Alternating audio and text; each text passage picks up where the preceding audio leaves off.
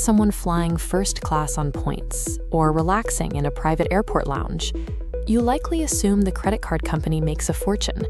But the math shows a strange contradiction. Banks often lose money on their wealthiest, high-spending customers. Beneath this high-end image lies a different financial reality. While a small percentage of users maximize their perks, the industry's record-breaking revenue depends on millions of others who struggle to maintain that same level of luxury. The scale of this desire is massive.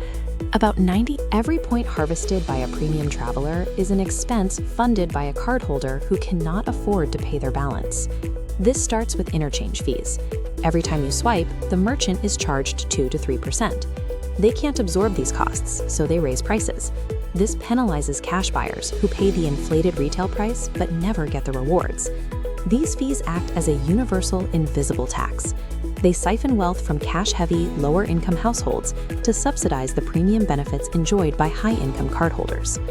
The second revenue stream is even more aggressive. When a cardholder carries a balance month to month, they're hit with interest. If they miss a payment, the penalty APR skyrockets to nearly 30%. For subprime borrowers, the math is devastating. They earn about $1.80 in rewards for every $6.40 paid in interest. The allure of tiny rewards incentivizes overspending, trapping users into high-interest debt.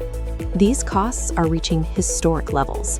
Federal Reserve data shows that average credit card APRs are at their highest point in nearly 3 decades.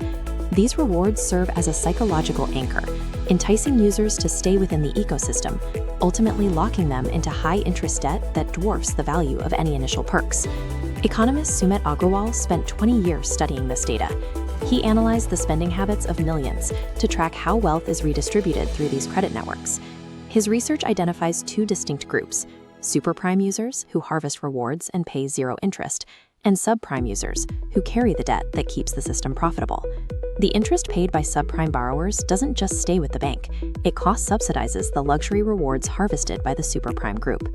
This staggering mechanism siphons $15 billion every year from poorer demographics, handing it directly to wealthier ones. This data reveals a systemic wealth transfer.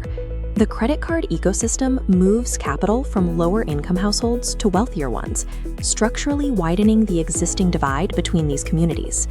Curious thought. This brings us to a troubling thought. What happens to this entire system if every single credit card user becomes financially literate overnight? Industry insiders admit the current banking model would collapse. If every customer paid their balance on time and avoided all interest and fees, the revenue required to fund these rewards programs would vanish.